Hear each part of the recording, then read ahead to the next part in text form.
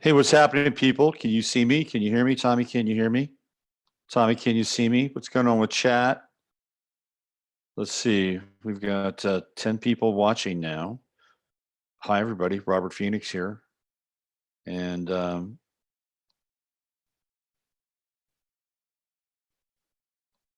it's really weird seeing the delayed version of this.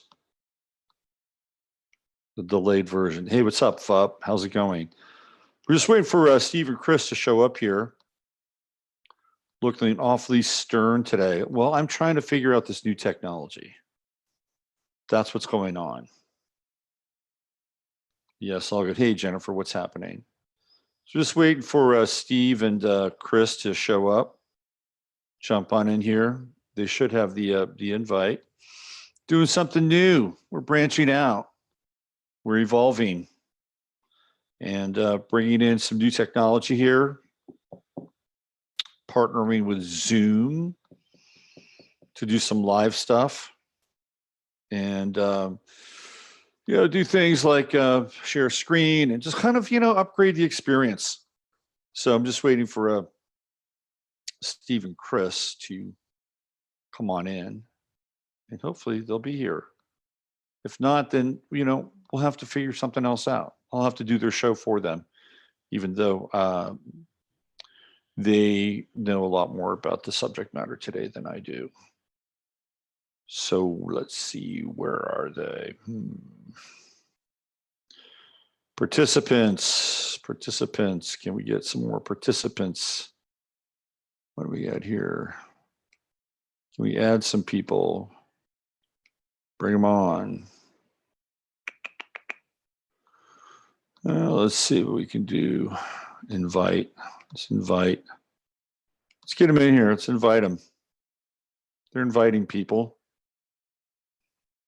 So I'm learning about the technology as we move along, because I was born in the atomic age. Transistor radios. Crystal radio sets. I remember my father built me a crystal radio set. It was the coolest thing. It was the coolest thing ever.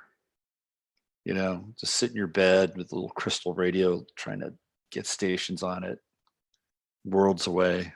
It's fantastic. All right, I'm just trying to get the invite mechanism up and running.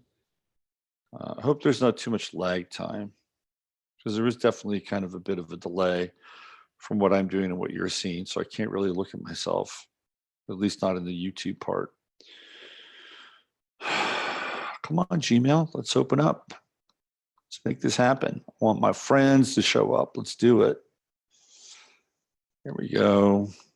We're getting there, slowly but surely. This happening. Oh.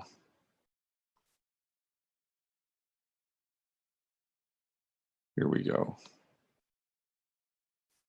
In 5, 4, 3, 2, 1. Hey, so they caught the bandit, the bomber, right? They caught the MAGA bomber. I don't know who his identity is. I've been prepping for this show, so I don't know who he is. But I'll tell you something really interesting. There's a guy who I know on Facebook. His name is Mark, and Mark and I we're pretty good friends. And I've known Mark for a while now. And Mark told me yesterday that he knew somebody that worked in a post office in Opelika, Florida, which is not far from, I think, where they found this person. And he said that he knew some people. Hey, what's going on? He knew some people in the post office that were probably associated with the bombing or the fake bombing, as it were. So it was interesting. Like he said, yeah, these guys are from Florida, and he didn't provide any names, but he knew somebody in the post office who was pretty certain that they knew who did it. Now, that said, are they the same people that were actually arrested for the fake bombs? I don't know. Just waiting for the Krimis to show up here. Let me just check in with everybody in the chat room, see what's going on in there. So many strange things with the guy they arrested. All right, let's find out. Let's just do a quick. Let's do just a quick piece here. Let's see who was arrested while we wait for the Krimis. There they are. They're here. Bombers. Bomber arrested. Let's just pull this up here while we're waiting. Bomber arrested. Let's see what we got. Do you look like me at all from yesterday? I'm wondering. There's Steve, allowed to talk. Hey, what's going on, people? Good morning. Can you hear us? Yeah, I can definitely hear you for sure. No video, but audio. We will get you into the video mode, hopefully. Give me 1 second here. See if I can do the, I'm promoting you. You guys have been moved up to the majors now. All right. There you are. Oh, hello. Hey, what's going on? Welcome to the show. It's a great show. All right. Really big show. We're doing this live. How about it? Live. How about that? Wow, this is like it's like theater. I know. We're rushing all to get it all together in showtime. Yeah. Well, good work, Robert. I know this technical stuff is like nut. It's a good thing we started at 12:30 because at 12 o'clock your place was looking a bit more disheveled, I have to say. Robert, Yes. don't be telling our secrets. No, And I noticed that Krys wasn't there either, Steve. no. We spend minutes every month cleaning our house. Mm-hmm. Krys was out in the greenhouse picking green beans. Well, that's a good thing to do. So before we jump into today's show, it's really funny. I was watching I was watching The Rifleman. You know, I love to watch The Rifleman on Saturday morning with Chuck Connors. Chuck Connors. Who was kind of a weird guy, but so I love watching The Rifleman. They have it on AMC in the morning, and I was watching an episode last week, and it was weird because it was kind of like this hashtag. Well, there was one that was a hashtag Me Too episode from The Rifleman. That's a different episode, but this one was very funny. A young Dan Blocker, and you could tell that this role on The Rifleman was probably the role that got him into Bonanza. Bonanza. Oh, Ben. Yeah. So in this episode of The Rifleman, there's a young woman who is theoretically single, and Mark, who is the rifleman's son, and of course the rifleman he's a widower, and he doesn't have a wife. So there's this young woman, and Mark is trying to attach the young woman to the rifleman so that he could have a wife and he could have kind of like, a new mom, whatever. And this young woman kind of gets into the game and sort of has some kind of connection with him. Of course, there's a number of plots going on, but one of the things that happens is, that Mark asks him about, well, what's a good woman, right? What's a good woman to marry? Mm-hmm. And he says a good woman does cooking, sewing, and scrubbing. Good woman does in that cooking, order. sewing, and scrubbing. And it's like, oh yeah, the whole scrubbing part. Well, and it just occurred to me too. Wasn't Chuck Connors also on the show called Branded? He was. He went from he was disgraced and branded. Right, predictive Nexium programming coming out of that. Yeah, and then he winds up.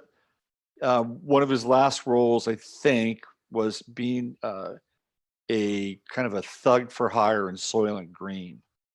Oh. So he's like a killer for hire that goes after Charlton Heston. There's some weird backstory stuff with Chuck Connors.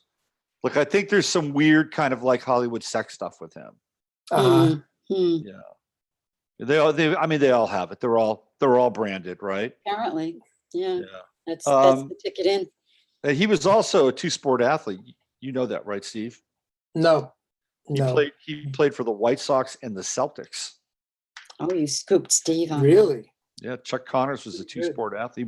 Really? He was Bo Jackson before there was Bo Jackson. Not really. Yeah, well, that was back in the days where you and I might even be able to get. I know. I mean, you look at Bob Cousy, who was a pretty remarkable guy for back then, but right now Cousy would never sniff the hardwood. Hey, so before we get into our show today, apparently they caught this bomber. Mm-hmm. We Just saw that, right? And he's got the look, doesn't he? Did he look like me yesterday for my show? I don't know. Did you look lost? No, you don't look. You didn't look mind controlled and absent. Let me see. Okay, of course, he looks. He's a white guy with short hair. But what's the name again? The name Cesar Sayoc. Cesar Sayoc. So I couldn't make out what the heck is that? Cesar Sayoc. So he's 56 years old. Yeah. And apparently he can deliver mail. It must be maybe it's an alchemical power to deliver mail in like 5 or 6 states simultaneously. Because none of those were stamped, as we know. None of those packages. Right. Yeah, not postmarked, right. So was it that none of them were postmarked, or I only just saw one photo of one that was not postmarked? Were they saying, I don't think any of them were postmarked. Well, that's a red flag in and of itself. Yeah, Cesar Sayoc. It's a very interesting name. Mm-hmm. Very unusual looking man. He is. I guess we'll find out more about this as it goes on here, as we right. And did you see the picture of his van? Oh, no, I've not seen the picture of his van. There's a picture of his van. The windows are completely covered with pro-Trump, anti-CNN, CNN sucks sticker. Oh, how convenient! Right? Yeah, let's just plaster his truck with. Every window was completely covered. Oh, I see it now. Yeah, it's a white van. Yeah, it's a white van too, right? Right. Yeah. It's all a joke, and you know what? At the end of the day, it's not going to matter. It's not going to matter. I think that the Republicans, although I was on Yahoo today, and they were crying on Yahoo about how there was already voter irregularities showing up in states. So that's already out there. How could it not be? Yeah. You mean that Democrats aren't doing as well as they're predicted to have done? Is that the irregularity? Well, I think they're in panic mode, to be honest with you. Oh, well, it's obvious from what's going on, isn't it? Mm-hmm. Yeah. I mean, they know. I mean, these people are not dumb, and they know that that people are defecting. They're like rats jumping off a ship. Not that the other ship is a whole lot better, but that other ship is sinking, right? So which ship are you going to be on? You're going to be on a sinking ship, or at least one that's afloat, and you don't know where it's going to go, right? Mm. People will take their chances with the ship that's afloat. Still floating. Yeah, right. Yeah, I know. Floating. It's not a wonderful choice, but no, it's not. What is? It's a great choice to have you guys on today. Thank you. And we're always happy to be here, and we're always grateful for the opportunity to have some sort of a conversation with you. Various things. And Steve Crimi's been busy all month doing research. I want you to know he's really had his nose. Aren't you proud of him, Krys? I love this man. Yes, I am proud of him. But as usual, we'll see if it shows. So we'll see. I have my cup of lemon ginger yerba mate tea. All right, in the Buddha mug. Buddha mug from Shari. Yeah, shout out from our mutual friend Shari. Shari hooked you up with that? Shari got us this mug for Steve's birthday. Yeah, that's right.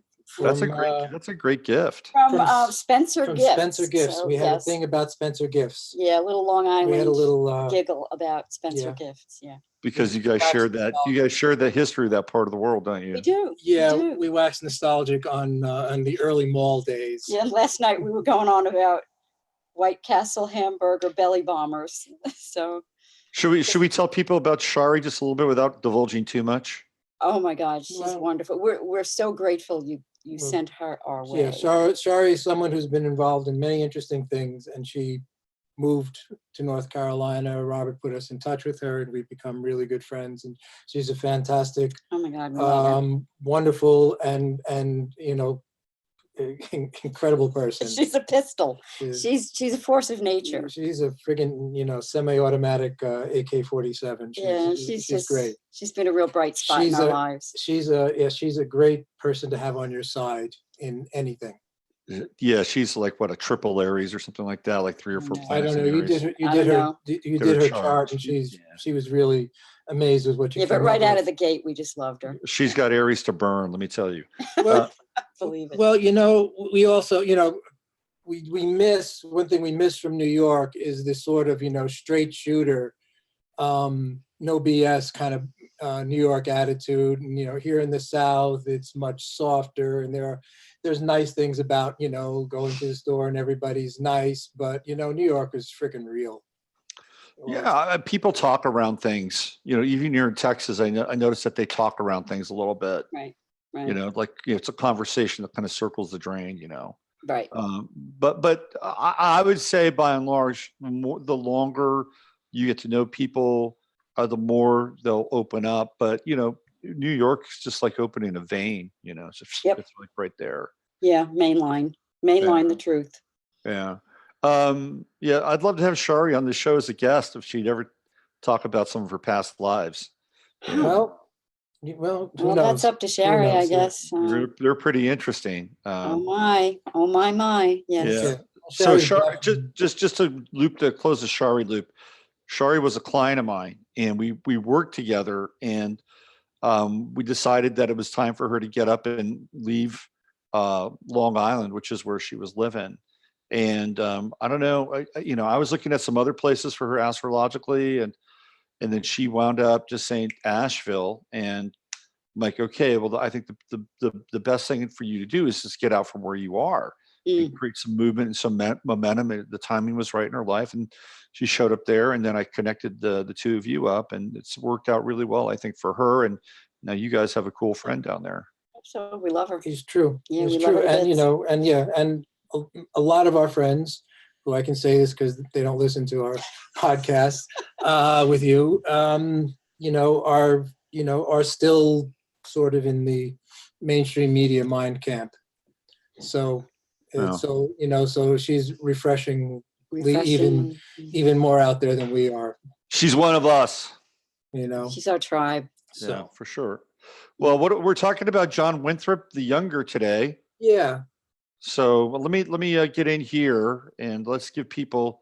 This is gonna be so cool now, right? We can give people a visual. Look at that. Yeah, I like that. Yeah. How about that? This is the guy right here, John Winthrop the Younger. So let's set the stage. We started this off with Bacon, not Bacon, D and Kelly. And we did about 2 to 3 episodes on D Kelly with a bit of a Bacon add-on. Yes. Bacon topper. Mm-hmm. And Night of Bacon. Everything's better with bacon. So we did that, and now sort of the next phase, the next figure that we're talking about, because we're looking at kind of like, Magus-like figures that influence sort of the tabula rasa, the spiritual tabula rasa of this country. So enter John Winthrop the Younger. What do you want to tell us about this guy, Steve? Okay, well, John Winthrop the Younger comes basically out of the John D camp. So we talked about D and Bacon, and maybe just a 2 seconds recap is that, D was the alchemist. He was much more of a practical nature than Bacon. Bacon's New Atlantis, as we talked about, is kind of led into the Royal Society and Isaac Newton, and it ended up, the stream that came out of that was more or less materialistic science. D, of course, was much more of the alchemist, and he, of course, took it as far as to spending, decades in active contact with angels, trying to get, direct knowledge. Both D and Bacon say that they are looking for this pre-Edenic language, this sort of return to Eden, to our original state of being. Again, this is why they were looking to do things in America, because they saw America as this tabula rasa, this place that something can be started, this place that, and the people there, when they called them savages, it wasn't, the same way that we use the term today. It wasn't, and maybe it was derogatory for some, but it wasn't as derogatory. They just saw them as wild people, you know, as people really close to nature. And so again, so Dee and Bacon are kind of looking to establish some sort of Christian knowledge-based Edenic colony in the United States. But so Dee, of course, it falls apart with Dee. We talked about the building of the tower.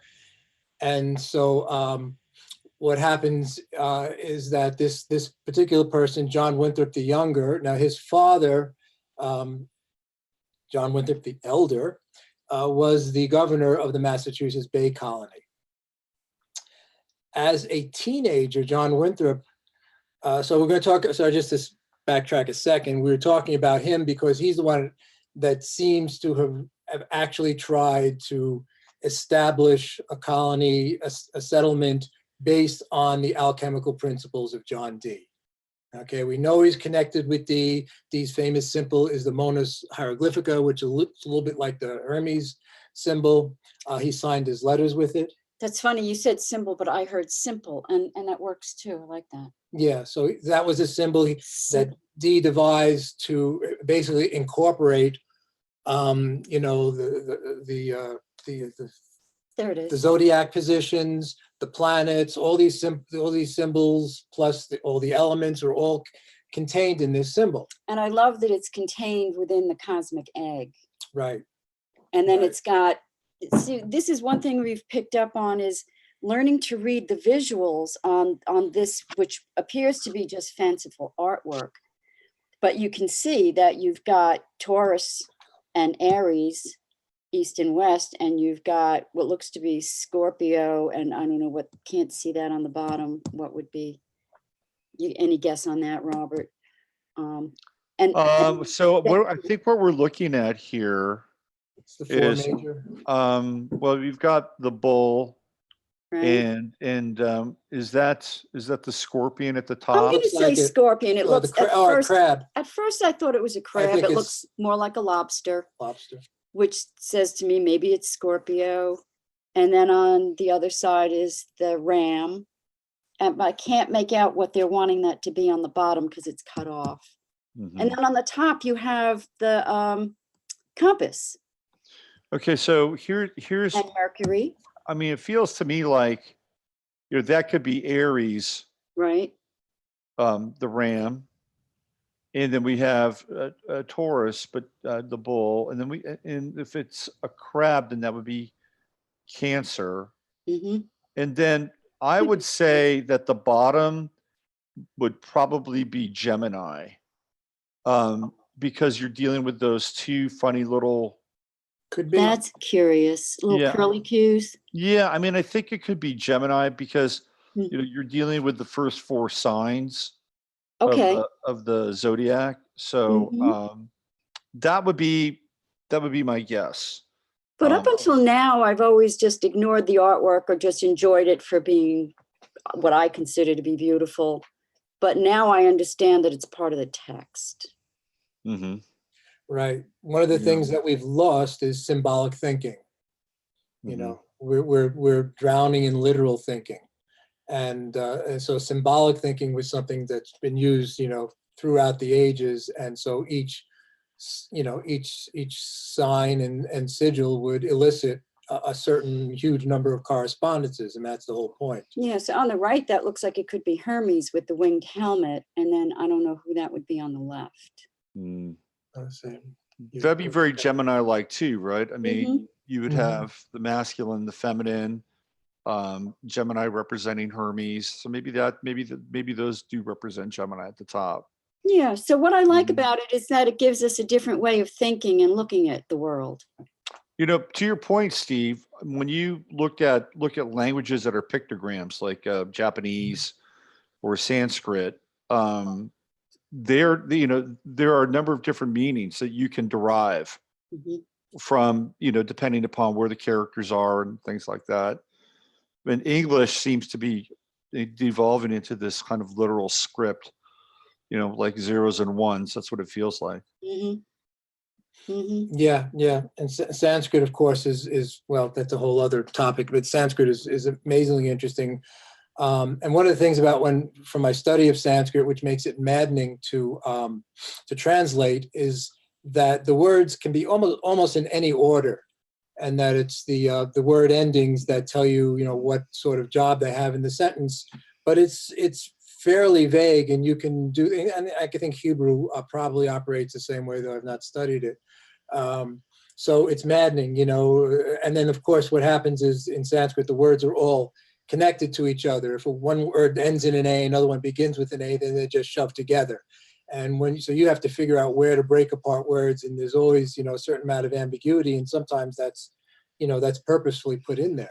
So any of these sacred languages, they're all lifetime studies.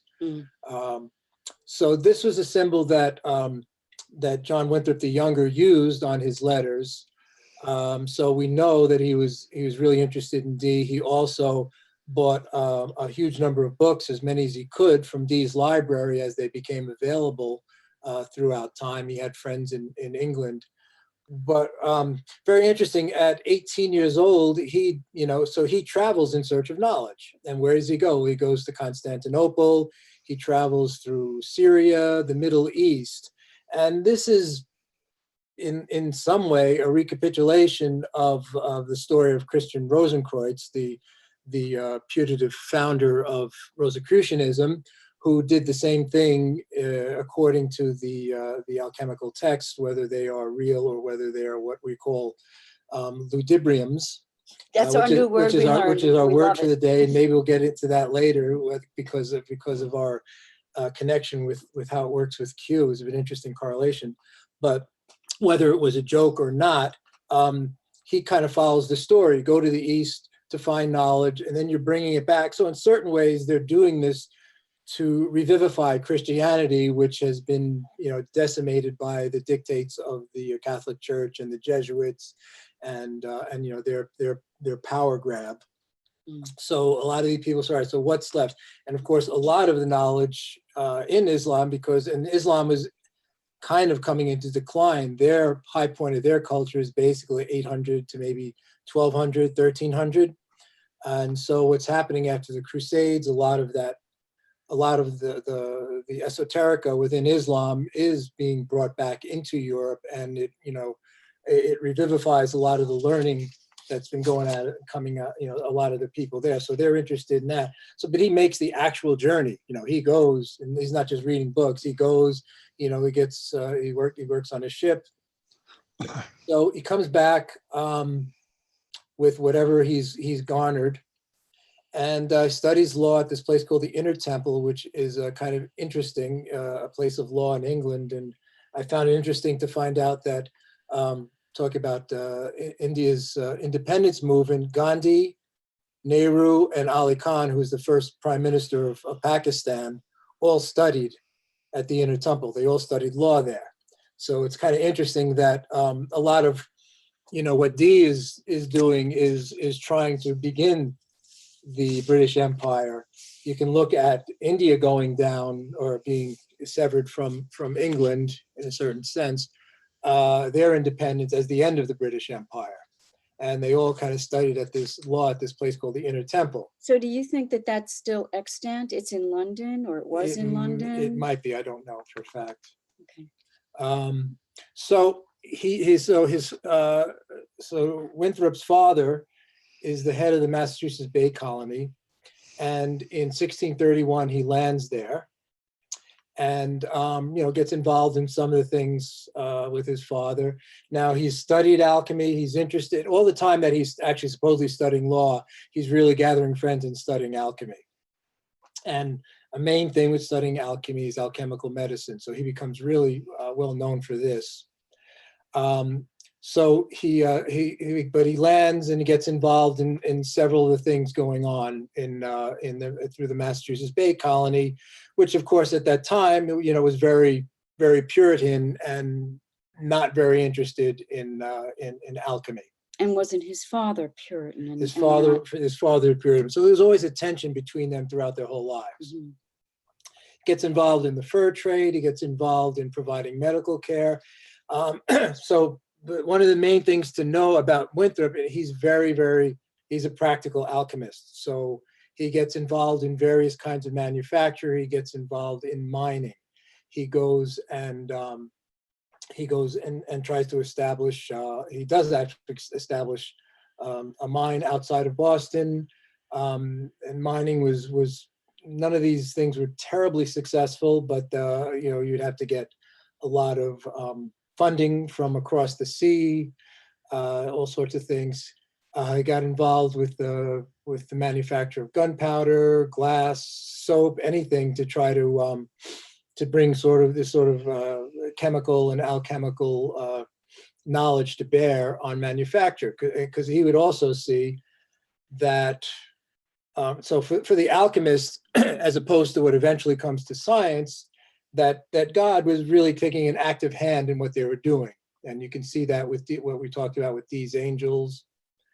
God was present in it, as opposed to what is said of, say, the deists who founded this country, where God is mostly abstracted from the going on, and it's the rationalism of men that are moving the ball down the court. Sort of Aristotelian thinking. Mm-hmm. So for him, if you have a successful project, that would mean God was smiling down on it. Okay. And again, like Dee, they're always interested in the second coming. He founds the town of Ipswich. I don't know too much else about that. And in 1635, and he goes back to England, and he marries Elizabeth Reed, and probably not the Elizabeth Reed made famous in the Allman Brothers song. And she was obviously literate, because their letters were composed in code to each other. Mm-hmm. A lot of what we know about Winthrop is through the letters of his friend who was in England, who always wanted to come to America and never quite made it. And there are letters about alchemy, and his friend would write and say, "Oh, they got this new stove, it does this, that, and that." So he would be having his friends send things across the sea. So a stove that would be used for alchemical processes? An alchemical furnace. Uh-huh. So I'm guessing it would probably burn like really hot or something like that, because they're always, one of the central things of alchemy is purification. And coagulation and dissolving. So to purify. So he was involved in all of that. He was also, like Dee, very much interested in the Northwest Passage. Okay, and again, he saw that in terms of like an alchemical wedding. He saw it as the meeting of the East and the West. So the Northwest Passage, there are various attempts. I think even Lewis and Clark was an attempt to find a passage across the continent that would unite the coast through a waterway, because that's how everything was shipped back then. They tried going across the top of Canada. So at the time, I don't think anybody had quite the idea of how large North America is. It may be shrinking, I don't know. So he was interested in that, and he saw that again as this meeting of the East and the West together. And also, of course, if you control that Northwest Passage, you would control trade to China. Mm-hmm. And which would, make you fabulously wealthy if you were England at that time. Mm-hmm. Yeah. Looks like he was an Aquarius, born February 12th. Oh, that would make sense, right? Yeah. So he's radical. He's stepping out. He wants to do something different, new. His father was a Capricorn, born, I think, January 12th, and then John Winthrop, born February 12th. That's an interesting progression, going from Capricorn to Aquarius. I mean, kind of makes sense in some ways, from the father to the son, the next generation, next level, next sign. Doesn't always happen that way, but it's interesting. Mm-hmm. Yeah. So he went to Italy, and it says here the Levant. So is the Levant the eastern part that you're referring to? Is that where? Well, yeah, the Levant is basically Syria, what's now Israel. Yeah, exactly. Okay. So, so yeah, so that was, because there were still, places of learning, Mm-hmm. available there. And I don't know, again, I don't know his linguistic abilities or anything like that. I don't know the nature of that. It's not that much is known, but he just went there. Yeah. But he, like I said, he went to bring all this back. He developed a salt works. Again, this is another alchemical, salt being huge within the workings of alchemy. Mm-hmm. And also practical because everything was preserved in salt, especially when you were, it took you however long, a month to travel across the sea or something like that. Mm-hmm. Right, and that's big in the fishing industry to salt the fish to preserve it. Right. So Yeah. that's the So he he brought all this to bear on founding what is now New London, Connecticut. Mm-hmm. Yeah, he also established an ironwork in a place called Braintree, and Mhm. I guess there's still a Braintree near Boston. I don't know it. But what they discovered a mine and was something that they call black lead, which they know it was kind of a mystery as to what it was, and they were hoping that it was something that they could separate silver out of. Mm-hmm. But that didn't quite work out. So a lot of these mining operations were pretty difficult. You had to get workers, and you had to transport and all that sort of things. Not to mention the danger inherent in really primitive mines. Right. Yeah. And so, but again, but this is also a place where his alchemical knowledge would be brought to bear, how to separate things out of the ore, things like that. And it's found that this black lead was what they were hoping was going to be bismuth, but it was graphite. Mm. And graphite, you can get copper out of graphite, and of course pencils and paint. But the coolest thing I thought of was also out of the graphite mines, they would make combs out of the graphite for people with gray hair that were popular in Europe. So that you would just comb.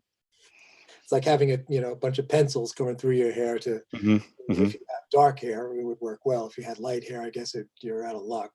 Mm-hmm. But again, so this whole idea that this mineral wealth was a manifestation of God's grace on your activities. Mm-hmm. Okay. So chemistry really comes out of alchemy, right? I mean, oh sure. modern day Yeah. chemistry. Yeah. Mhm. Yeah, definitely. Yeah, and that's a whole another talk because that leads into this whole. And there's always been this this back and forth, going from Paracelsus to Goethe through what's called vitalism and physicalism. And so for the longest time, the vitalists, said, well, like the processes you have within you have a certain life force in them. Right. So blood, urine, things like that. Yeah. So there, it was back and forth for a long time. But what happens in the 1830s in Germany, this is a little off track, but it's really significant, that the physicalists claim to have synthesized urea. So for them, that is the death knell to the vitalists, the people that think there is something extra in the life force in things, and so that you can make anything physically. And of course, this leads, so Germany is the first place where they're doing artificial fertilizers. Better living through chemistry. And the whole chemical thing leads, as you know, down the road to that, agriculture, cancer, and IG Farb and Right. down the line. So Right. that all has its roots in this struggle between vitalism and physicalism. Interesting. Monsanto. Getting back to that symbol that we had up earlier. The Monos? The Monos. Yeah, the Monos. I just wanted to bring that up one more time. Give me one sec here. Seems to have disappeared. Hold on. Let me see what we got here. Yeah, I just wanted to just kind of confirm that top of the symbol, the Monos, is definitely the first 4 signs of the zodiac. Okay. Right. Yeah, so it's Aries, Taurus, Cancer, and Gemini up at the top. And I don't know.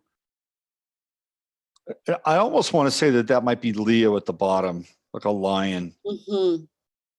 I And guess if we had a full rendition of it, we could actually see the face of it Yeah. and what it is, but somehow it got cut off. Actually, the guy that we talked about with the D Tower, Jim Egan, on his site, he actually has a whole one of his books, I think, dedicated to decoding that symbol. It's really, I haven't gotten into it, but it seems like he's really done his a homework. tremendous amount of research. So that's a place to go to Mhm. see, all of he's because there's a whole book that Dee wrote on the Monas Hieroglyphica, and apparently Queen Elizabeth would go to have lessons from Mhm. him on it. Mhm. Apparently, she was quite educated in the field herself. Slight different Elizabeth than the one we have now. it's a little bit, huh? Cool. Bless her So little bitty soul. now, Winthrop is also he's an inventor, and you guys sent me this photo of the grist mill. You want to get into that a little bit? Yeah, I guess it's part of one of the things that he was establishing in 1645. So in 1645, he actually says, "I'm going to bring everything he knows to bear on the foundation of an alchemical colony, an alchemical settlement." And it's at the mouth of, I guess it's called the New London River. What's now New London. There was a native name to it for a long time, but he saw it as he really saw it as a place for all the alchemists in London who were not really in high regard at that time to have a place to practice and to have a community of them. Mm-hmm. So New London. So, and another kind of interesting irony is the New London is within sight of Plum Island. Oh, right, good old Plum Island. Good old Where Plum one would guess like some of the most evil alchemy in the world. That's true, goes right? on. Yeah, it's what is it? The island of Dr. Moreau.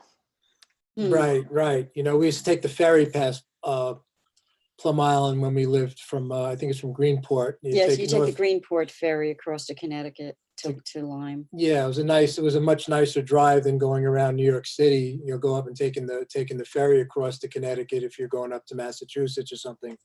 And, So some people may not be aware of the fact that there is a facility on Plum Island where they do a lot of really dark experiments and come up with all kinds of interesting bacteria and diseases and viruses. And apparently that's where Lyme was created. And then shows up just across the water in Lyme, Connecticut, which is where we get the word Lyme disease from, because that's where the first case is. So this Plum Island facility is what you're talking about. Yeah, And then there's also Cold Spring Harbor on Right. Long Island. Mhm. Has similar reputation. And when you go by Plum Island, basically, it's all underground. There's like basically just like a little building, Right, and you that's don't it. see It's all much. underground. And apparently there are, several layers of cleansing you have to go through as you enter into it and out of it. Yeah. Could you imagine working in a place like that? Oh No, gosh, No. I can't What imagine. kind of mindset would you Why have would you to have? be drawn to that in the first place? What's that? Why would you be drawn to that in the first I know the mindset to work at a place Yeah, like so, that. what's going on in your meditation that you think, oh, I'd like to do that. So there's got to be 3 options there, right? One, somebody feels like they are adding, hopefully, to the betterment of humanity by exploring these things and being able to conquer them and understand them. Or 2, they're just, vile and evil people who are really enjoying creating all these different plagues. And that could be, and I guess maybe a third, maybe just be a job. And maybe you're not a chemist, but maybe you just work there. You're like a Well, maybe you're a security geek guard. and you're really into bacteria and you Yeah. just, geek out on it. There you go. There's your fourth one. You don't think about the implications, the spiritual and the moral. Mhm. You're just geeking out like a computer geek, only you're a bacteria geek. God, I'd love to be a fly on the wall, like with the conversations that go on in the coffee room at Mm. Plum Island, what these people talk Mm. about, Mhm. you know, probably flip our wigs. Yeah, So- I think you get really abstract. You know, once you get your PhD and you've just like abstracted down to like writing a 100-page dissertation on a part of a molecule or something like that, or Yeah. an aspect of a bacteria. I think you end up just getting so myopic and abstracted from lived life that then you say, oh well, good, I got a job, I can just do this. Right, You and there's funding, and if it's like really fat funding, Yeah, abundant funding, you have all this great equipment at your disposal, Yeah. and it's like a Toys. kid to candy shop. So what do you As want to say Alan about Chadwick would say, the toys of the nursery. Mhm. the toys of the nursery, the toys of destruction? That's what Chadwick would say. What about the mill? So he puts this mill together. So I think that's just part of. I think the only reason is not a lot left from what he was doing. Mhm. So I think this mill is actually left, or I guess it's still operative. Those mills tend to last a long time. Mhm. So that's part of you would have to have a mill, right? Because he was growing grain. So he 1645 he basically founds New London, and so he brings all that he knows to bear on the establishment of New London, Mhm. and it was everything. So he was working with agriculture, he was working with animal husbandry. So he was also supposedly the first called European style vegetable garden was established there, because he had spent a lot of time in continental Europe. They would have livestock with hogs, cattle, goats, sheep. So that would be how you use it. In other words, it's practical. You got to feed everybody. Amazing. Right. You have to grow food. So you're not going to grow food. You have to grow wheat, and then you have to have a place to make flour out of the wheat. So then you have to make a grist mill.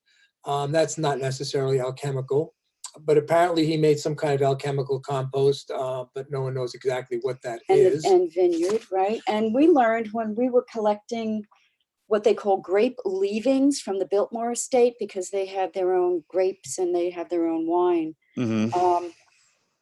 We could go and get a truckload.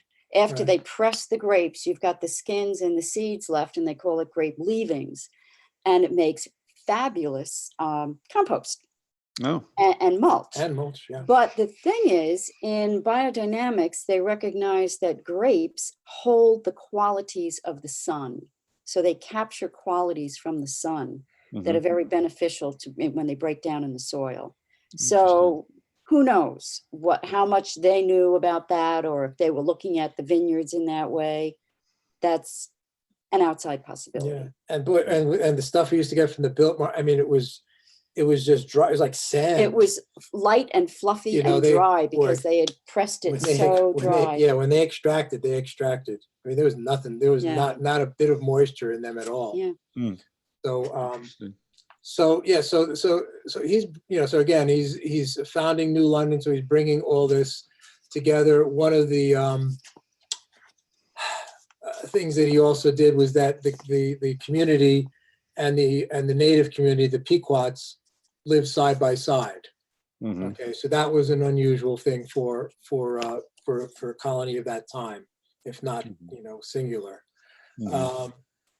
So one of the things that was really cool about him is he understood. He actually endeavored to understand the dynamics between the tribes, Mhm. and not only that. So if you entered an agreement with them, if you were from the Massachusetts Bay Colony, you entered agreement, you would get you'd find somebody, call him chief or her chief or whatever, and get him to put an X on a piece of paper, and they see I got an agreement, right? Mhm. But Winthrop understood that from their point of view, when they made agreements, they had certain rituals that they would do. So he would involve himself in those rituals whenever he got into an agreement with them, so that it worked from their perspective also. Right. Okay. So this guy's a pretty enlightened character. How about that? Right. This is why it's worth talking about. Mhm. Yeah. The book is called Prospero's America. that Do we that gets have it? into his life. We can. Where is it? Here it is. Well, that's what that painting. So there's the book. And I might as well give the author. The author's name is Walter W. Woodward. Just saying, it's a really good book. Woodward. It's a really good book. So it's where we got a lot of this out of some other papers. Mhm. And he would have alchemical processes going on. And again, for the natives to see smoke rising all the time, of course, smoke was indicative of some sort of sacred activity to them. Mhm. So that kind of, gave him a bit of, an elevated status, I guess, in their eyes. Mhm. So because the smoke was always things moving from the material into the spiritual realms, right? Right. So the thing that he was most successful at, though, was alchemical medicine. So according to this book, and people of the time, they thought that maybe a third of the people in Connecticut of that day were his patients. Mhm. And one of the things about alchemical medicine, and again, this comes out of the Rosicrucian tracts that came out in the 16, 14, 15 era. So, about 25 years before he sets up the colony, but he must have known them. And of course, the Rosicrucian tracts also had Dies Monas Hieroglyphica on them, by the way. So alchemical medicine, one of the first things, one is it's free. You treat people for free. That doesn't mean you can't give something back, but you're not charging. And also the alchemist or the healer has to make his or her own medicines. And that was considered extremely important. So you're making them yourself. So I can imagine relationship to the product. You can imagine how many how much time this would take. And again, he's following from Paracelsus, who's kind of like the father of alchemical medicine in a lot of ways. Paracelsus was German. And if they're doing their own medications, the spagyrics that they use in alchemy for the medication, it's a pretty involved process. You really have to go through many steps to purify the medications and pray over it. And it's not just, you have to purify yourself first before you handle that. Right. That's really important to realize that they saw this all as concomitant to an inner purification, right? So it became a huge healing center. There were dozens of different kinds of preparations he made, herbal remedies. And my favorite is, not my favorite, but my favorite to mention is that he used seahorse pizzle for kidney stones. Seahorse what? Pizzle. Seahorse fizzle. Cipzle. We'll just leave that to the imagination of how many pizzles it takes to. Seahorse It pizzle. is the first thing that pops into your mind when you hear it. Seahorse pizzle. Wow. How do you go about getting the seahorse pizzle? First, you have to get the seahorse. I know. You got to find the seahorse. They have a little seahorse corral. You might have to invent a pizzle extractor or something. Wow. Now we're getting deep. A pizzolator. So I was just in the chat room or in the chat, and first of all, Shari's in the chat, so she's listening. I figured she might be. Hi, Sherry.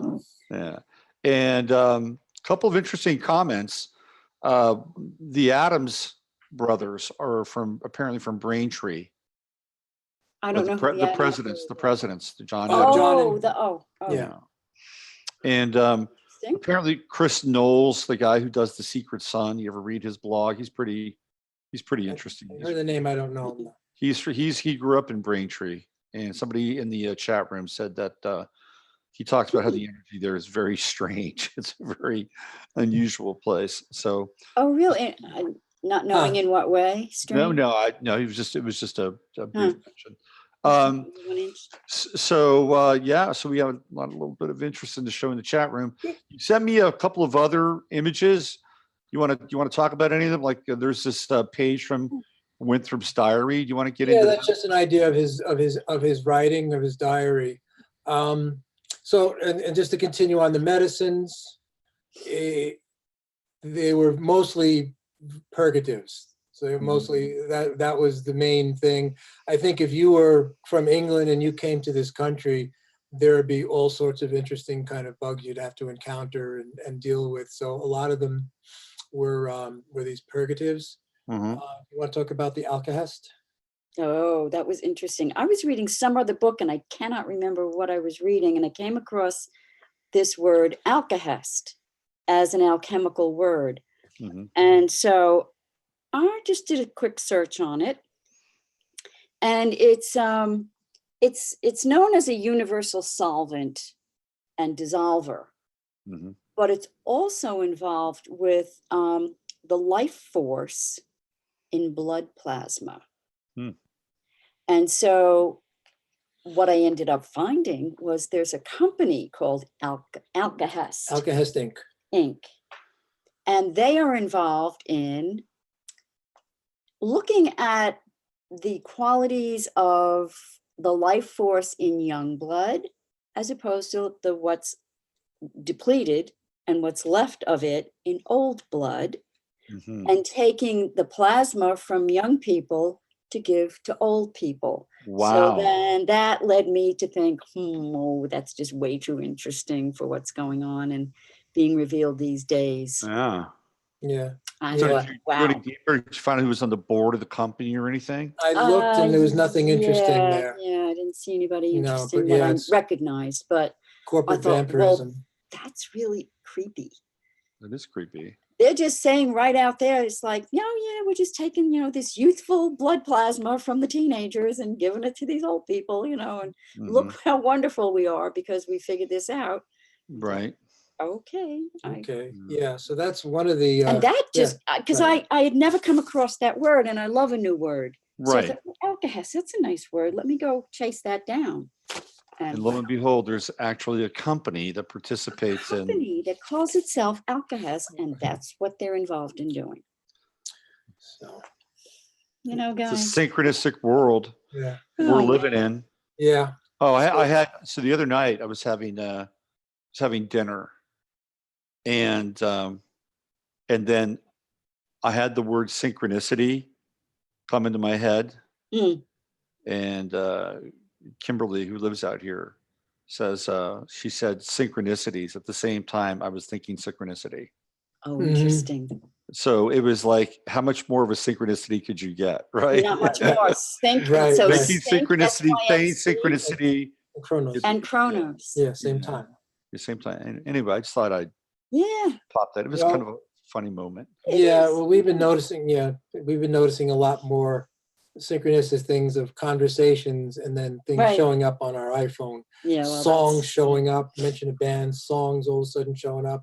That seems to be happening more and more. So the reality construct is getting thin, right? Either that or they're listening to what you're saying. Yeah, well, they certainly do when you go shopping. Mm-hmm. You're walking around, you're talking to somebody on your cell phone. Oh yeah, I'm over at Costco.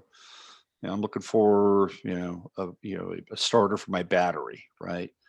And then, 10, 15 minutes later, check your phone and you've got all this stuff that's there, even on Facebook about battery jumpers or what, it's just, that's our world that we're living in. And then, when we got from the company we bought our computers from, local company, they send out a note saying something about iPhone batteries is like your last chance to get iPhone batteries. And I swear the next day our battery started draining like 3 times as fast as it did before. They want you to get that new operating system. And it's like, oh man. Called the new phone. Yeah. That's the new operating system. Right. Yeah. And oh gosh. And then I don't know if you ever watch Ed from the Outer Light. We like him. Do you like Ed? Guy from New Zealand. I've listened to him for a little bit. Yeah. We love Ed. We think he cracks us up. He's funny. He's funny. He's got a very dry sense of humor. He does. Yeah. And he gets a little repetitive. And he's got that, hello, this is Ed from the Outer Light. He's got that. Ed from the Outer Light. What do I know? But but he does, I think he does a good job. And I like him. I think he's good. Funny. I like it. But anyway, so he was showing a video, he was replaying a video of someone else who who showed in real time how comments on the YouTube video were changed. So this guy would type yeah. in something, Yeah. and then he'd hit the return, and something else would show up. They would change the words that this person put up. They did it a couple of times. Right. So that's not the only case of that. That's actually been brought up in a number of videos. Right. So apparently, what's his name? Nathan from Lift the Veil had that happening to him. Really? Yeah. Okay. So it's not a, Q Tom Jones. It's not unusual. I mean, it's really not cool though either. I mean, come on. Now. No, we're not at all. No, we're really shit. inching that, plus the TSA saying that now they're I don't know about now, but soon all domestic flights are going to have biometrics and facial recognition. That's right. It's coming. Flight. It's coming. I've been talking about this for a long time. Sure. First thing they did is they started off in a couple of airports. You're right. And they started to do only international. So they get the system down. And once they got the system down, they're going to roll out the entire bio. And then what they're going to do is they say, guess what? There won't be any more long waits in line, right? It's always for our benefit. I know. It's either convenience or security. Mm-hmm. And sometimes, with something like this, will hook you with both. So it's like, oh, well, this is for your security. And guess what? It's going to be a lot more convenient. Yeah. Because say goodbye to all those nasty old lines. Give me the line. I don't care. And by the way, if we keep going down this path, right, when you go through or cross any state line, if you're in a car, you will be biometrically scanned. I was wondering at some point they're going to have to start implementing that because of who they are. Not that they have to, but and it'll happen because they can't help themselves. Cross state lines and maybe the borders. I mean, who knows? Through sensors, what they'll do is, I mean, you'll just like if you've ever been on a toll road where they actually can take a picture of your face on a toll road, which they can. Sure. It'll be the same technology, right? And you'll just because you have to slow down, you have to go through their little customs deal, so you'll have to just stop and be biometrically recognized. It's going to happen, and one of the reasons why is because there's so much money involved in the infrastructure. Think about all the new scanners and all the new machines that Michael Chertoff and his buddies get to make tons of money off of. It's exhausting. So it's always rebuilding the infrastructure, creating new levels of quote unquote security or protocols. Yeah. Right. And when's the last time you've noticed that anything that was supposed to bring convenience has actually taken less time? That's the ironic part, isn't it? Every transaction I go to the supermarket, it takes me 15 minutes to hit all the buttons. Lord.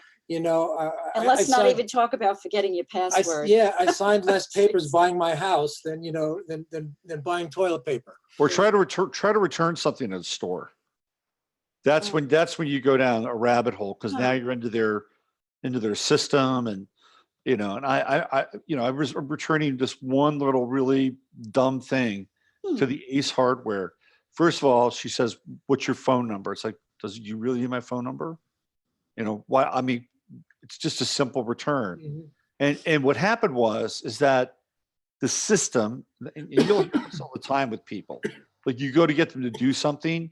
I'm sorry, the system won't allow it. I mean, how many times have you heard that? Right. That's a great excuse. The system won't allow it. It's like, all the time. Yeah, and then what are you going to do about it? Yeah, exactly. I can't do anything. I'm sorry. I'm sorry. It's not me. I'm only the manager of this store. I can't do a thing. I'm only the ant that punches the buttons. So what happened with this transaction is that the system would not allow her to move forward and just process it as a regular return. And you need to get all this information from me. It was just like, it was a $20 item. And I must have been there for, a good 5 minutes, maybe longer, just for a simple return. Remember back in the day, you had your thing, you had your receipt, right? They showed it, there you Bada go. bing, bada boom. Go get another one, whatever. Yeah, but technology is supposed to make everything so much more convenient. Right. Absolutely. We're wise to them, Robert. So we got them figured out, man. We got their number. Just wait till the That self-driving doesn't cars help come in. anything, but we got their number. Yeah. Yeah. Just wait Yeah. till the self-driving cars come in and all the fuck ups. Oh my God, I can't even, It's going to be a nightmare. Utter nightmare. wow. Yeah. All right, let's take your trip to the Anyway. past. So back in the day, Yeah. So let's here. Let me just show a little statue commemorating the man we're talking about. There he is, cast in stone. right. So one of the coolest things that he was looking for, and I never heard of this before, something called a weapon salve. And you would be able to heal, and I don't quite get the whole dynamics of this, but the theory was that you would be able to heal a wound at the distance by applying this salve on the sword that made the cut. That's interesting. Kind of like radionics or something like that. I never heard of anything like that. It's called a weapon salve. I don't know, how you get to the person who cut the sword and convince them that you want to heal the person they cut. But anyway, that's apparently something that he was working on. So he was really out there, right? Yeah. So and so he got a few, people to come over. One of the other cool things about Winthrop is that he got involved in whatever witchcraft charges that were being brought, at least in Connecticut, and he would intervene. So he didn't rock the boat so much to say this is all bullshit or whatever, but what he would do is he would up the ante on the burden of proof of someone being a witch, other than dunking them or whatever.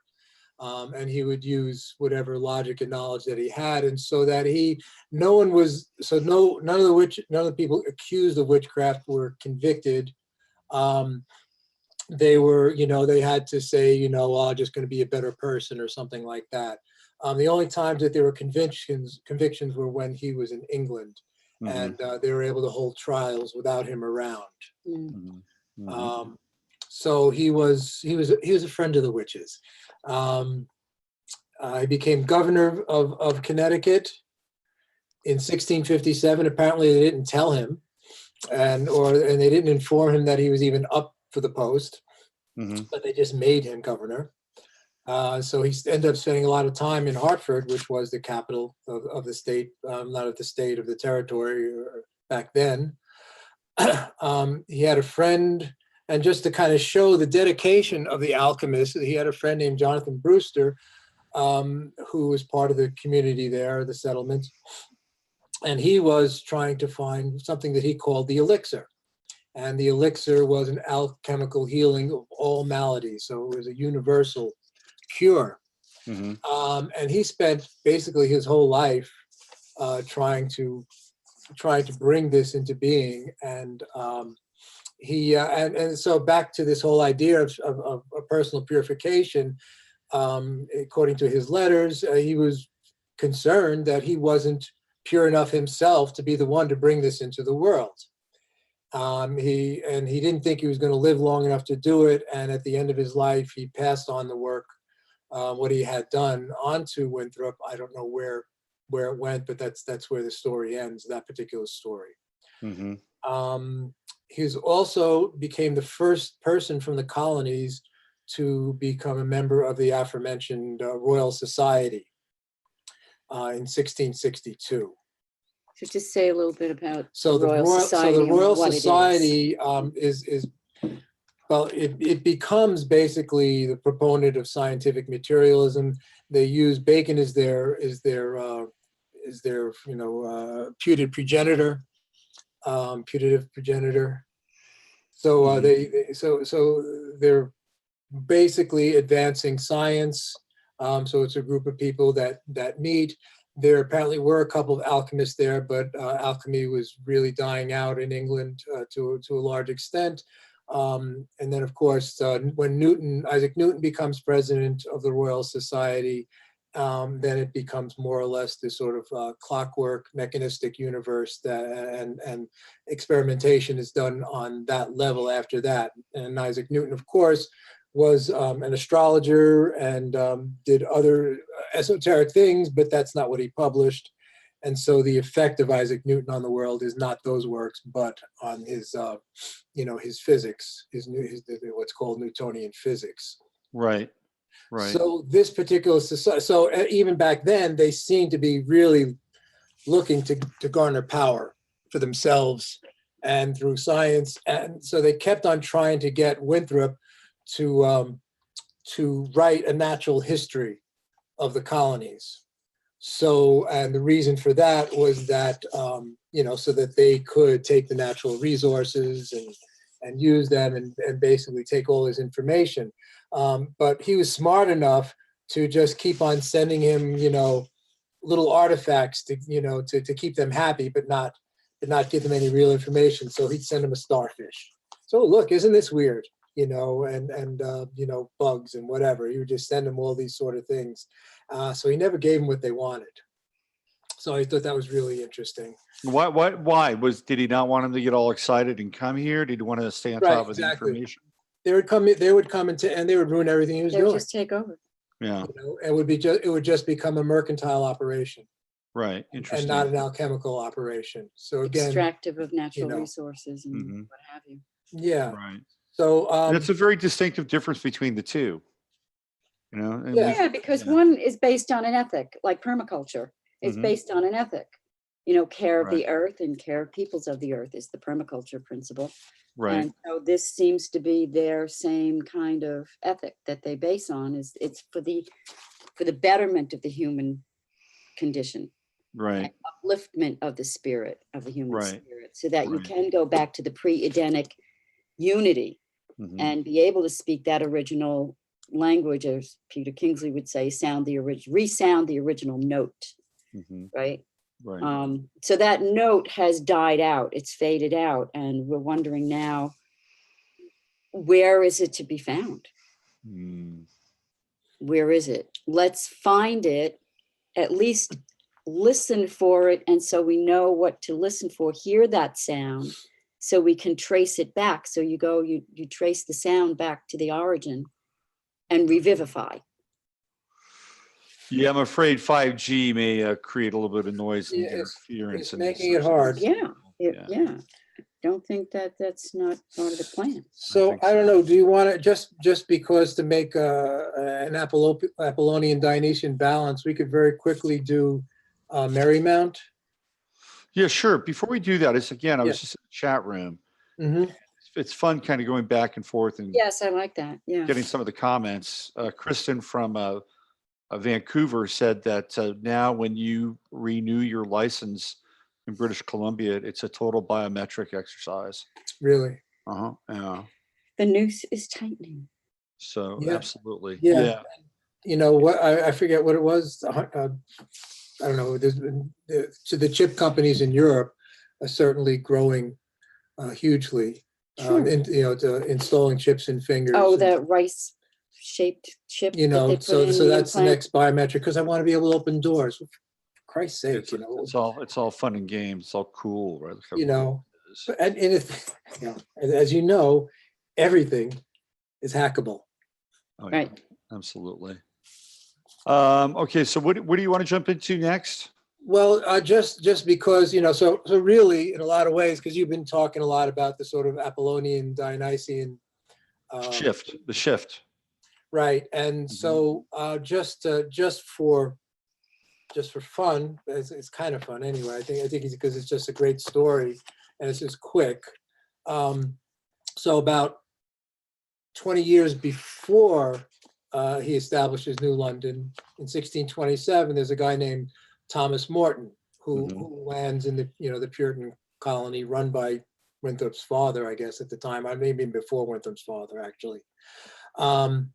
And he's kind of a poet and very literately minded, Thomas Morton. But he gets there and the Puritans just aren't to his liking. So what he does, he and someone named Williston established a trading post outside of the colony, and so it's involved. So it's kind of like one of those little Star Wars outra enclaves where there'd be loose women, natives, fur traders, just a whole interesting sort of people that didn't fit in with the sort of religious domination coming Mhm. from the Massachusetts Bay Colony. Mhm. So in 1627, he decides to establish what he calls the Revels of New Canaan. And he was taking that, he took the name New Canaan for his place because of the Zionists in the Bible were oppressing the Canaanites who were pagans. And he felt much more comfortable with the pagans and the pagan native people than he did with the Puritans. Mhm. So in 1627 on May Day, he sets up an 80-foot pole with deer antlers upon it, which can be seen far and wide, Mhm. and brewed themselves up a bunch of beer Mhm. and invited the natives, and they danced and they had themselves a great time. So they basically had a Dionysian revelry right outside, and probably within earshot, they were shooting off their guns and having a great time. Mhm. So there's a picture of apparently Miles Stavendish, who was the Miles Stavendish. yeah, so who was the muscle He of was a badass, man. He was like the Clint Eastwood of the Pilgrims. yeah, he was the muscle of the Puritan group of Governor William Bradford. Yeah. And in fact, apparently he was really short. Yeah, I guess he had an early, he had a Napoleon complex. yeah, Napoleon complex before Napoleon. And apparently Thomas Morton used to call him something like Lord Shrimpy or something like that, which I'm sure endeared him. Yeah. So there he is, looking down upon these wild revelers Right. around the Morton pole. Right. And so what I had to quote, I'm going to quote the governor saying, the governor said, they set up a maypole, drinking and dancing about it many days together, inviting the Indian women for their consorts, dancing and frisking together. Frisking Like so many fairies, or furies rather, and worse practices, as if they had anew revived and celebrated the feasts of ye Roman goddess Flora, or ye beastly practices of ye mad bacchanalians. So they obviously couldn't have any of that. But they couldn't arrest him because he had all these great connections in England, so they couldn't do away with him. And in fact, what they did was they marooned him on an island offshore. And somehow, and I don't know how but he had to wait for a ship to pick him up from England. He goes back to England and he does a bunch of writings, but his connections are good enough that he is able to revoke the Massachusetts Bay Colony's charter for a time until there's a change of the government in England and they get it back. So he was no friend of theirs, but I just love that he brought this sort of Dionysian anarchy into the middle of this, this Puritan stuff. And I don't call the Puritan stuff is not the Apollonian side. I would consider Winthrop the Younger the Apollonian side, because both sides, the Apollonian and the Dionysian, are paths to knowledge and wisdom in the end. Yeah. They're very different paths, but legitimate. but they're both legitimate paths, or they have been. And the Puritan is not a path to wisdom, but it's a path to stricture. Servile. It's servile. The Morton pole, it's interesting, right? Because there's, theoretically it represents this phallus, right? But the world tree. But it's also a telluric wand. Well, that's what I wanted to point out. If you look at the antlers on top, what's the guy's name who did all that work? Callahan? Yeah, Phil Callahan did a lot of work on the Irish round towers. And also he studied insects, and he noticed that their antennae were actually bringing in forces. They were picking up on forces. And so I'm thinking that the deer antlers have that same function. That's why you see the stag in, let's say, the Celtic culture. The stag is revered because those antlers are bringing in cosmic forces. Right. Just like in biodynamics, the horns, they will put the preps make the preparations in the cow horn, Right. because it brings in the cosmic forces. So Mhm. that's something I just wanted to point out about the antlers on top of the pole Right. of the world tree. Right. You think of also native, ritual dancers Would wear, sure, they the would wear horns too, and that would again bring in something an while ancient you're wearing them. European, sure, the Yeah, and Thomas Morton was from Devon, or the sort of the west coast of England, where there were more pagan rituals, still enacted than there were, say, around London.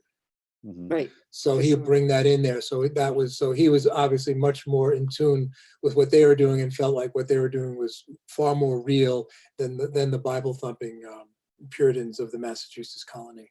Yeah, no But doubt. I think that the stag horns, it's something like with the alchemical art. We just don't even give it any thought. It's just, oh, it's there, and don't even think to ask why it's there.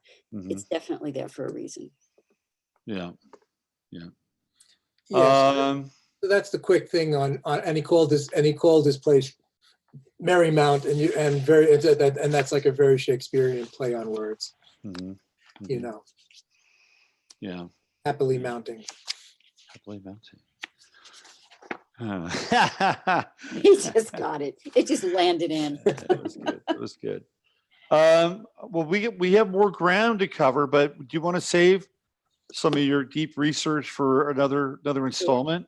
Yeah, we can play, and I don't know how long we've been going, but that's that. The other thing that we could talk about, or we could save it for next time, this sort of correlation that we find between Q and the invention maybe of Rosicrucianism. Well, why don't you bust it out now? Let's You do it? You got a little time? Yeah, let's do it. It's not terribly complicated, but so the thing about the Rosicrucians I have to look at the notes just to make sure I get it right. 1614, the first text comes out called the Fama Fraternatis, the famous brotherhood. 1615, the Confessio Fraternatis, and 1617, the chemical wedding of Christian Rosenkreuz. Yeah. Okay, and these come out in areas that Dee and Kelly had been part of, say 20 years before. And like I said before, these texts, when they were printed, had the Monas Hieroglyphica, Dee's symbol on them. And though now all the sort of pseudo-Rosicrucians claim Bacon as their progenitor, there's really zero evidence that Bacon, other than he, some of the people in New Atlantis had a rose and a cross on them, but there's really nothing else linking them. So that other than the fact that he likely appropriated their symbolism for his New Atlantis. So anyway, these three texts come out, and so people are going all over Europe looking for Rosicrucians, and no one has ever reported ever finding any. Even John Winthrop in England, he goes back to England and he hooks up with one of these societies, with the Masons, I think, and he's looking for Rosicrucians, and even though we can't tell you, and I think they were just BSing him. You're not worthy enough to to know what we know, or something like that. And I think they're just pulling his leg. They may have been, they may not have been. So either Rosicrucians are this really, really secret organization that existed, or you have to deal with the surface of the fact that they published these tracts, and that's what it's all based on. And one of the tracts is the story of Christian Rosenkreuz from the 1300s, etc. The chemical wedding of Christian Rosenkreuz was written by Johannes Valentinus André, and he claims later, he also writes, and André also writes a very interesting utopia called Christianopolis, but that's another story. But he says that his chemical wedding he wrote when he was young as a ludibrium, Ludibrium, and ludibrium Krys can tell you what a ludibrium is. No, you go ahead. So ludibrium is you don't know exactly what he meant then, Like a but it's like a play, a farce, could be a satire, but it also could be a meaningful satire, which is the way Francis Yates, the great writer of Elizabethan occultism, thinks it's like a meaningful satire. But what happened? or a LARP. So it just seems obvious. It's real interesting. So the theory behind Rosicrucian is that there's this secret society of people who have all this wisdom behind the scenes, and they're running things from behind the scenes, and they're just these wonderful people, and all they care about is us, and all we have is these texts. But the guys, the guys who wrote one says it's a ludibrium, which could be a joke, could be a farce, could be a lot of things. Mhm. So, right. So 1 year ago, we have the foundation of Q, right? Which, as you know, has been silent for a couple of weeks now, apparently. Since the 9th. And Q is the same thing. Q is this sort of unsubstantiated,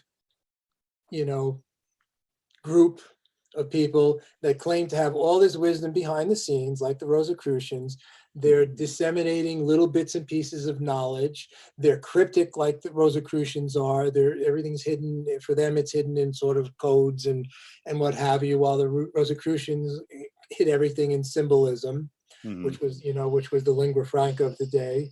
And you don't really know whether it's real or not. So the word they use now, and it's not quite the same, is a LARP, because would make Live it a complete action role playing. right, which would make it a complete farce, because obviously there's they talk about things that are real.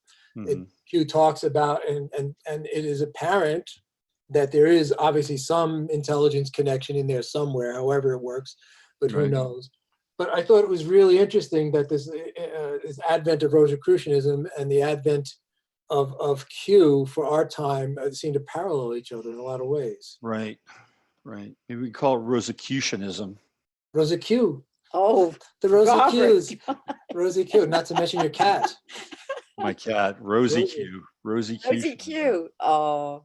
Yeah, Rosie. Yeah, that's interesting that that there was never ever any substantiated I was surprised. Rosicrucians. That's fascinating. But there were 4 tracts that came out attributed to them. Right. And then other people, because even people like who did all those magnificent books, Robert Flood and Michael Meyer, and Michael Meyer's German sort of came out of the same area, with these incredible diagrams. I highly recommend just looking at them. They're so gorgeous. They were like, Do we have the Flood book in there? Yeah, I don't know where it is. They had like it was like the most gorgeous printing. In fact, there's a letter to John Winthrop when the Robert Flood book came out saying, "Oh man, you got to see these books. I mean, these are like the most beautiful books I've ever seen in my life." Wow. So the Robert Flood stuff is really fascinating. But even he says he's not a Rosicrucian, and he says he's looked for Rosicrucians and can't find them. So, but post facto, now everybody's a Rosicrucian. Manly Hall, Bacon's a Rosicrucian. The AMORC, the American Rosicrucian Group, Yes, Jocelyn Goodwin's book on Robert Flood. These photos, not photos, but drawings will be familiar to a lot of people. Let me see if I can find another one really cool. Keep talking, and I'll and Robert Flood was also involved in the theater and in the memory theater. That whole thing of working with memory. You help me. Let me see. Yeah, go just a little bit. Here you go. Whoop, Back maybe a little bit. Back more. Interesting. Yeah. So these books came out during Winthrop's life, and they were just the en plus ultra of printing at the time. Right. So it's a great book. So I don't know. So it's been really nice for us to go back and kind of infuse ourselves. One more really good one. I like this one because it shows the forces with the angelic towers. Let me find Is this side? this side. Yeah, that's good. This Good. Right there. There you go. All right. Sorry, I'm backwards here. It's okay. Oh, interesting. Wow. Have you seen that before? Does it look No. familiar? No, it doesn't. The one on the So right, you- or maybe your left does, but not the other Yeah, one. right. Yeah. Yeah. Fascinating, actually. So he's got the 4 towers with the Mhm. angelic forces bringing in different qualities into the human condition. Very interesting. Yeah. It Good stuff. activates certain parts of your brain, of your mind. Mm-hmm. Yeah. So I don't know, maybe that'll suffice for today. I don't know. And but please add something if you've got it or. Well, no, I think that was a really, really cool presentation and kind of moves us forward a little bit in terms of some of these ideas. And obviously the colonial capital corporate side of things winds up winning out here in the United States. But the roots of this alchemical sort of bed, they're still churning and Mhm. and obviously still influencing us in ways that we may be aware of, other ways we may not be so Well, I aware think of. it's fascinating that all this is brewing underneath, Mhm. at our root level. So this is all before the revolution. It's before the Mhm. Constitution. It's all the bedrock that's being laid down. It's still there. It's fermenting, right? So It's fermenting. this is maybe letting the lid off that what's been pushed down and suppressed. Yeah. You're Well, I think scratching it a little bit. what's really interesting is you know, I've been going down the dark journalist rabbit hole because it's been a topic of conversation. Yeah, Yeah. yeah, Randy and Emily and yeah. I'm some people on glad. Facebook. So I was listening to this, what he was doing. I would listen to a couple of his shows. I have before, and so he's doing his thing, right? And Yeah. I don't really want to get into it too much, but there's this kind of like trying to put these pieces together that sort of are this kind of modern or contemporary version of kind of this alchemical world in some ways, right? Steganography. Yeah. So he's trying to do some of that. And then I was listening to Richard Dolan and his wife the other night, and he was talking about sort of the New Age conspiracy as it exists vis-a-vis like Laurel Canyon and post Laurel Canyon. So it seems like we're in this time now Mhm. where these things are coming up from all these various channels, and they're trying to surface. They're trying to surface and come back into our consciousness and kind of weave some of this stuff together. So it's interesting in that we have this medium now, Facebook and YouTube, which allows us to present this stuff in the way that it's being presented. It's a Right. fascinating time to be alive, whether or not you are into dark journalism, what they're doing or what we're doing or whatever. I mean, the bottom line is this is an interesting time, and the tools at our disposal to be able to share this information are they're revolutionary. They're magical. I mean, basically what we're doing right now is we're running a TV station.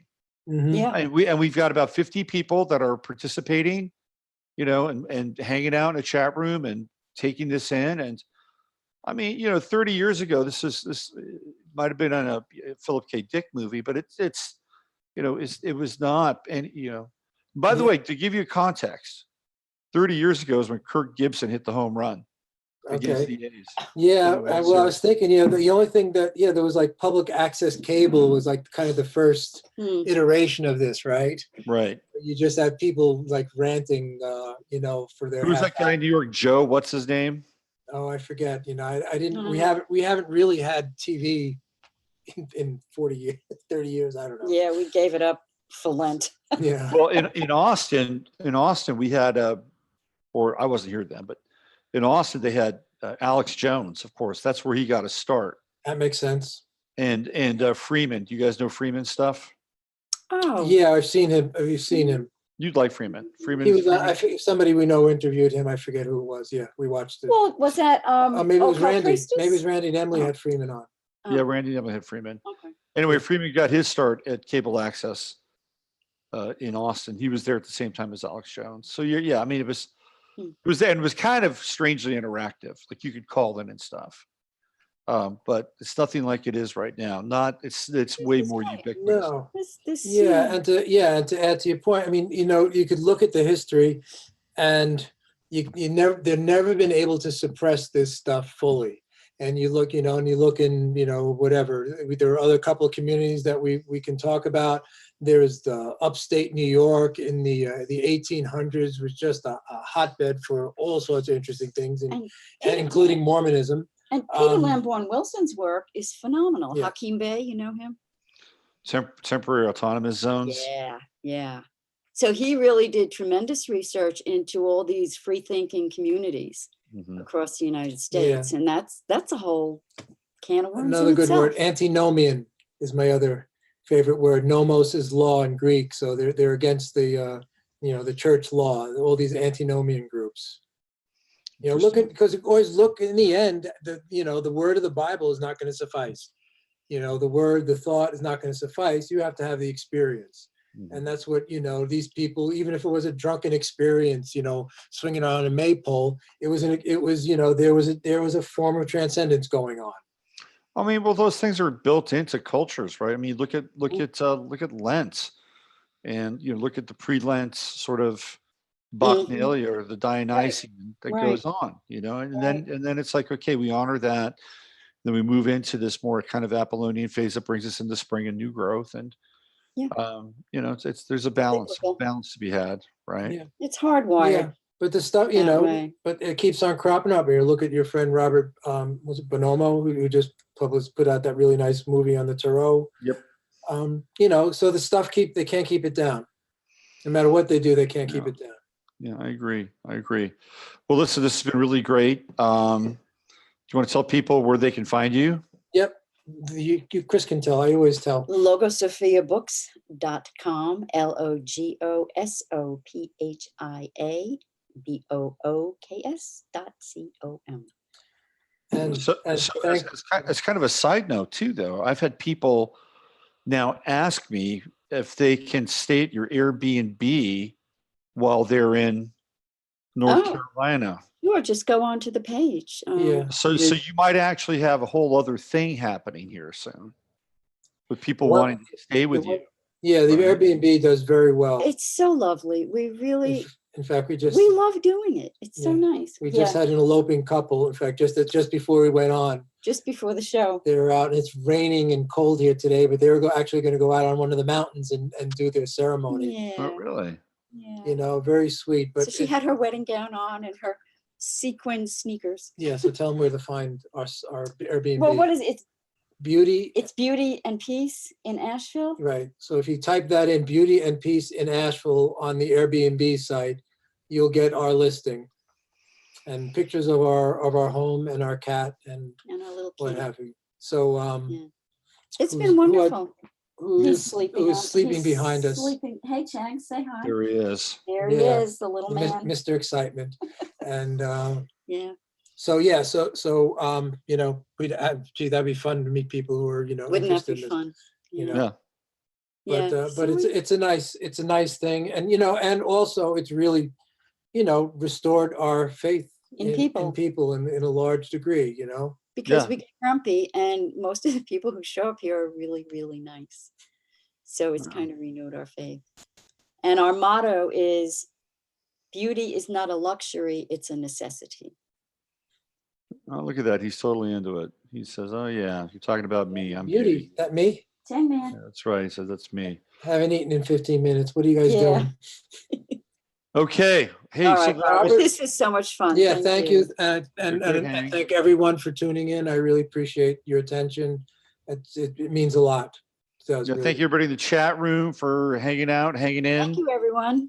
I'm still trying to get a handle on this, switching back and forth, because there's a time delay between me being here with you and then what's going on in the chat room. So, or on the actual stream itself. So we'll figure it out. Good thing time's an illusion. Yeah. So we'll see you next month. Okay. Very good. Okay. Thanks, Robert. All right. Bye for now. See you. Yep. Bye.